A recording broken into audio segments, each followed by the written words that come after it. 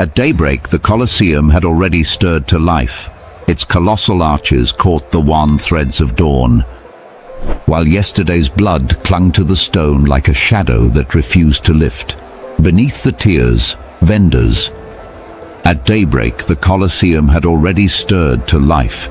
Its colossal arches caught the wan threads of dawn, while yesterday's blood clung to the stone like a shadow that refused to lift. Beneath the tiers, vendors rasped for notice, baskets mounded with olives and jars of watered wine, prepared for a crowd not yet seated.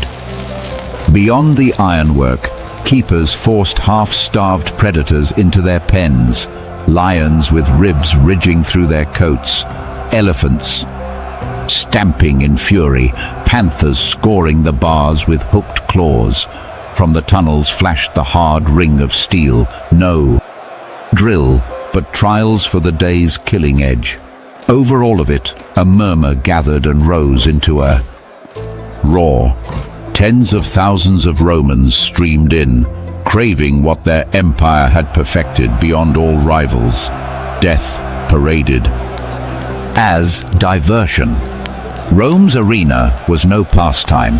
It was a foundry of cruelty. Emperors drowned the sand for sham sea. Battles heightened suspense by starving beasts and compelled captives to stage myths that ended in bodies that did not rise. None of this was happenstance. It was statute woven deep into Rome's machine of rule. The cheers that battered the air were not innocent. They were vows of loyalty shouted loud enough to ring through ages. And today, we walk into that shadow. These are the starkest, most inhuman performances, spectacles that cross the line even for Rome. From funerary rites washed in blood to executions dressed like theater, we will expose how an empire plated its glory. By turning agony into applause. Before we descend, subscribe so you won't miss our next plunge into history's darkest corridors. Now take your seat. The gates complain and swing wide. Rome's first gladiatorial bout did not open with golden trumpets or purple-robed emperors. It opened at a funeral. In 264 BC, the sons of Decimus Junius, Brutus Scaever, chose to honor their father not with marble or prayers, but with blood. They armed 3 pairs of slaves and sent them to fight to the death in the Forum Boarium, a cattle market rank with smoke and dung. This was not amusement, it was obligation. A munus, a debt owed to the dead. Its roots reached far beyond Rome. In Campania, warriors had once been slain, at graves to soothe the restless. With time, killing bent into combat. The dead no longer demanded random victims, but formal duels between chosen men. The Samnites, Rome's old adversaries, kept such contests often, and Roman elites embraced the custom eagerly. To bury a man with treasure displayed wealth. To bury him with a spectacle drenched in blood declared power. But funerals were only the threshold. By the 3rd century BC, Rome's leaders saw these bouts could do more than honor ancestors. They could steady the polity. Religious festivals, once solemn gifts to Jupiter, began to include gladiators. The Senate called it piety. The people knew better. Violence underwritten by the state to keep citizens obedient. Even armor spoke. Early fighters wore the likeness of conquered foes, the Samnite with his heavy shield, the Thracian with his curved blade, the Gaul with his broad sword. Watching them bleed was to watch Rome's victories. Replayed, cut after cut. Death became propaganda, and as blood spilled, the venues swelled. Temporary timber stands yielded to permanent amphitheaters, temples to violence where thousands gathered. The games no longer belonged to mourning households. They belonged to the state. Every drop of blood breathed the same refrain. Rome ruled men, legions, even death itself. No one then foresaw how far it would run. What began as ritual offering warped into theater. Obligation hardened into obsession. Rome had discovered a new weapon, command not merely over the living, but over the meaning of dying. Once unshackled, that door never closed. Nor was the crowd's thunder reserved for men. At times it shook for beasts hauled from the world's farthest rims. Lions from North Africa, leopards from the Caucasus, crocodiles from the Nile, even giraffes dragged across deserts, paraded not as marvels of nature, but condemned as prey in a carnival of slaughter. Romans called these shows venationes, hunts. They were not about survival but dominion, proof the empire could snare the wild and break it for pleasure. Julius Caesar set the pitch in 46 BC by parading a giraffe, the first Europe had seen. They named it a camelopard, half camel, half leopard. For Rome had no word for such a beast. It mattered little. The animal was not admired. It was hurled onto the sand to be torn apart. The message was unmistakable. If Rome could seize the strangest creatures alive, it could conquer anything. The butchery only swelled. When the Colosseum opened in AD 80, Emperor Titus reportedly presided over more than 9,000 animal deaths in a single festival. Archaeologists have found bones scarred by deliberate starvation, sign that lions and bears were weakened in advance to guarantee quick, bloody kills.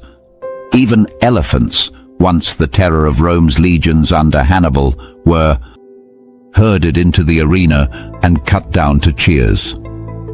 Behind the curtain, logistics themselves became part of the show. Exotic beasts trapped, hauled over deserts, kept breathing just long enough to meet their fate. Caravans dragged chains across blistering sands, delivering victims to a city that demanded fresh blood with every sunrise. Cages rattled through dunes, fleets floated them down. The Nile and handlers wagered their lives to deliver living trophies to Rome.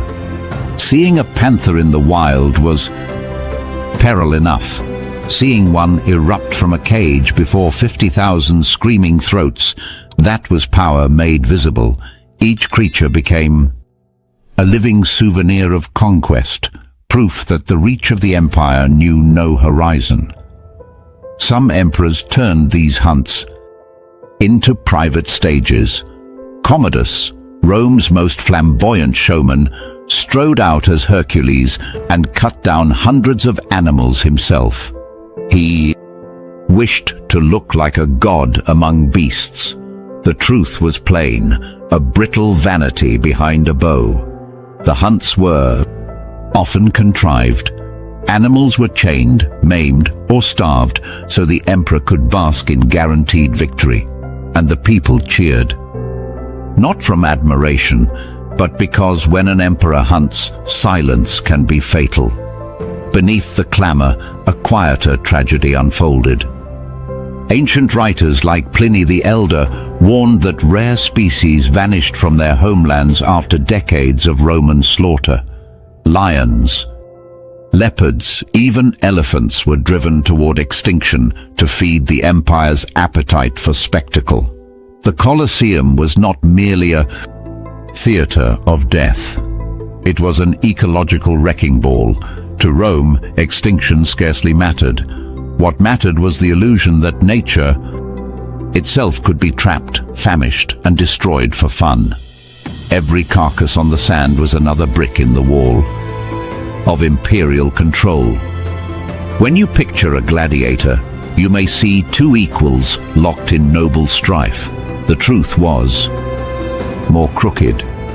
Rome thrived on imbalance, contests engineered for cruelty. They forged strange weapons, imposed absurd rules, and staged bouts no one could honestly win. Some victims were no fighters at all. Prisoners and the condemned were shoved into the arena, dressed as clowns, given wooden blades, and sent to die before seasoned killers. The crowd jeered as the doomed flailed and fell, public execution hidden beneath the mask of sport. Even the weapons played their parts, the retiarius with net and trident squaring off against the secutor, whose smooth domed helmet shed the net. Not pure skill, but suspense, a living riddle, whether the mesh would ensnare or the sword break through. Romans devoured that tension even when the match was scripted. Like a stage play, the numbers grew obscene. Sometimes one gladiator was hurled against several foes. Other days, whole units crashed together like toy armies, turning the floor to a quagmire of blood, splintered shields, mangled bodies. And when novelty thinned, they reached farther, women in the sand.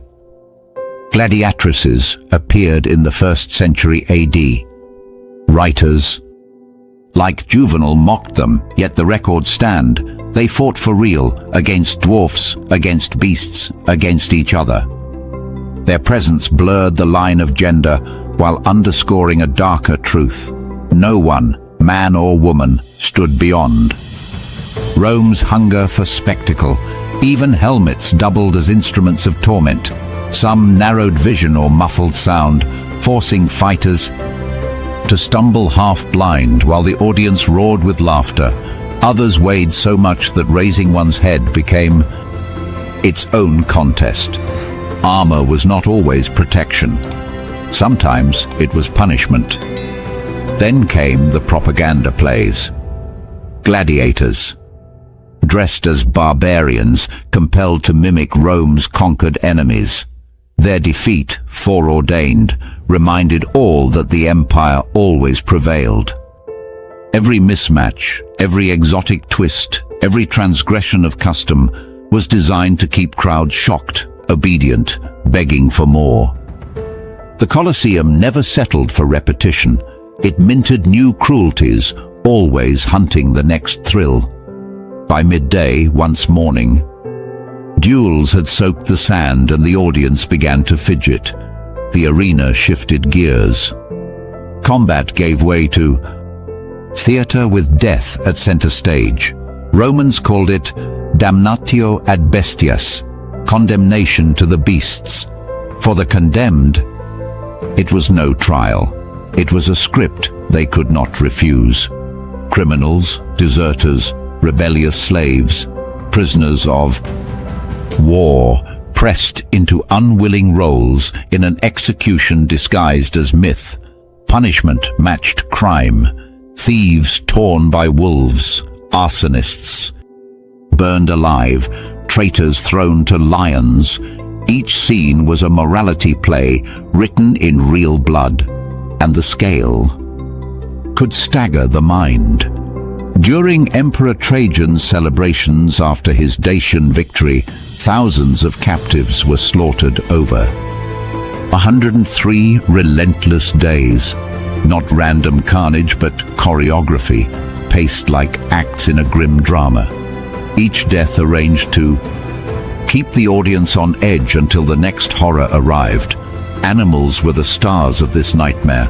Lions were starved to frenzy before release. Bears chained in pits were goaded to sudden fury. Even prized leopards were loosed upon trembling victims. The uncertainty, would the beast strike swift or toy with its prey, kept the stands howling for more. At times the cruelty wore the dress of legend. Prisoners were forced to play doomed heroes. Orpheus torn by wild beasts, Prometheus chained while vultures wheeled. These were no longer stories, they were blood-soaked performances, and the sand their stage. In Rome, death was not always just death. Sometimes it was theatre, bloody, mocking theatre. For the condemned, to perish was not enough. They had to perform their demise, acting out. Rome's myths with their own bodies. Executions became grotesque plays where flesh replaced masks and the script always ended in agony. The brutality stretched far beyond beasts. Crucifixion, borrowed from the East, was staged inside the arena itself. Men and women were nailed to timber, while vendors hawked wine and children played nearby. Fire joined the spectacle. Prisoners were thrust into the tunica molesta, a pitch-soaked shirt set aflame, human torches writhing as smoke coiled to the sky. As Tertullian bitterly wrote, they were living torches. These killings were not merely morbid amusement. They were proclamations carved into living flesh. Defy Rome, and you would die slowly with tens of term. Thousands watching. Not all could stomach it. Seneca complained that midday executions hardened the soul, making spectators crueler as they looked on. But his protest drowned beneath the thunder of a crowd that came not for justice, but for the thrill of punishment. Rome's imagination did not stop at sand and swords. At times, emperors demanded oceans inside the city. Mock naval battles, naumachii, rose to lunatic scale, with water itself turned weapon. Julius Caesar set the precedent in 46 BC, digging a vast basin near the Tiber, filling it with water and real ships. Thousands of doomed captives were shoved aboard and told to fight as rival fleets. They were not actors. They were men condemned to die for applause.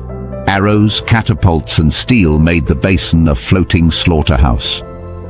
Augustus enlarged the madness. In 2 BC, he fashioned a basin roughly 2,000 by 1,200 Roman feet, fed by a custom aqueduct, the Aqua Alsiatina, just to keep it full. 30 warships clashed there, each crammed with prisoners fated never to leave alive. The message: Rome could command seas where none existed. Nature itself bowed to imperial whim. By AD 52, Claudius went further, draining Lake Futine to stage another naumachia. When the captives greeted him with the chilling salute, "Morituri te salutant," those who are about to die salute you, history gained one of its most haunting lines. Rehearsed or desperate, it distilled the hopelessness of men turned into props. Fire, too, had its macabre myths.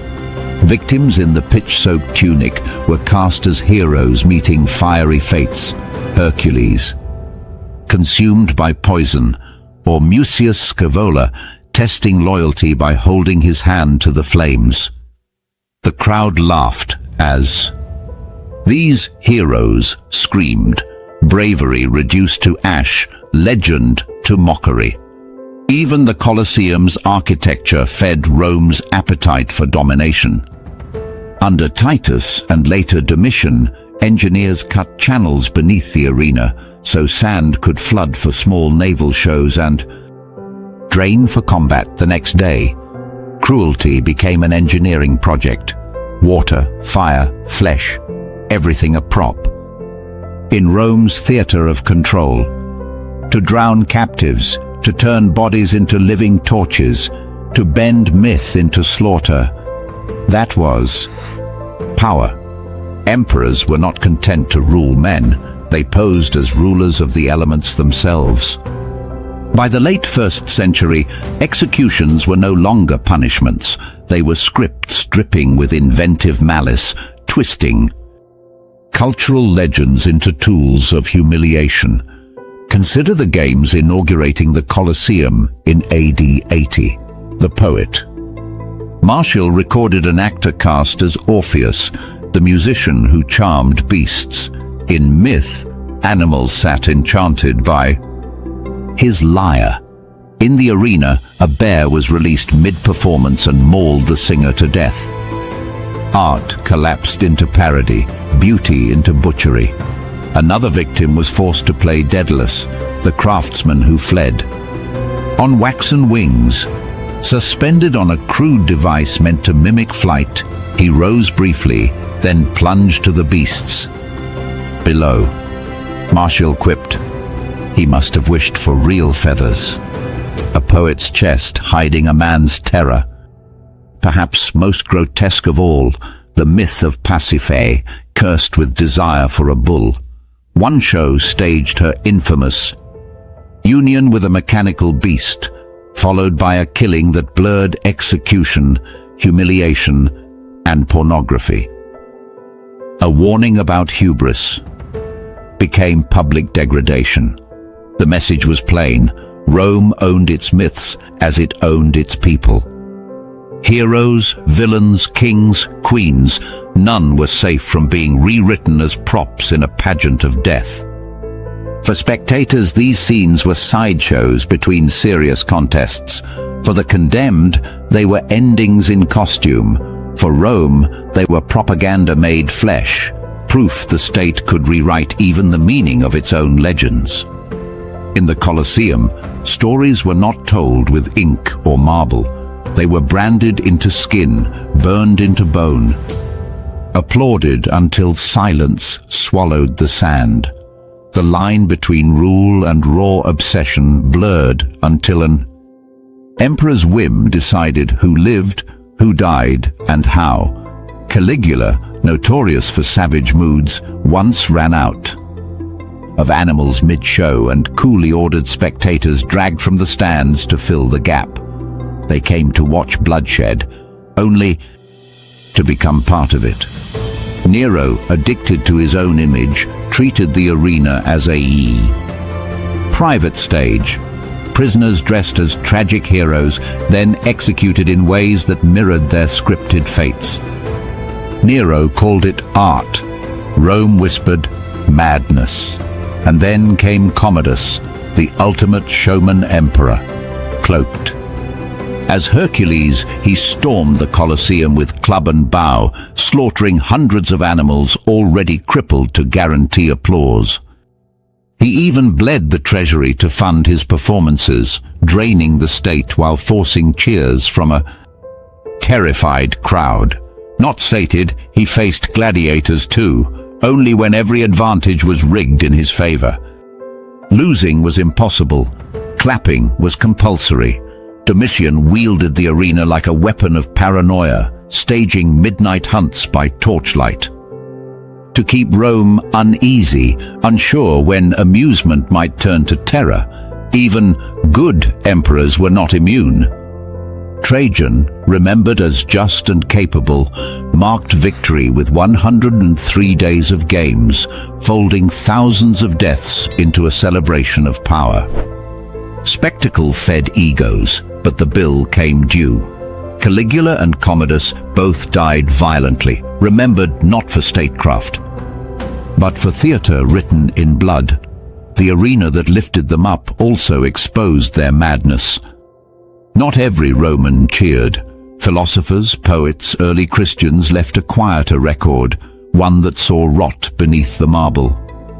Seneca confessed that midday executions hardened him, stripping away empathy rather than cleansing the soul. Violence, he warned, seeped beyond the arena walls, poisoning daily life. Decades earlier, Cicero praised bravery, yet condemned cruelty. For cruelty's sake, even as he admitted the mob demanded games as proof of generosity. To govern meant feeding the beast. For Christians, the amphitheater was both persecution and proof.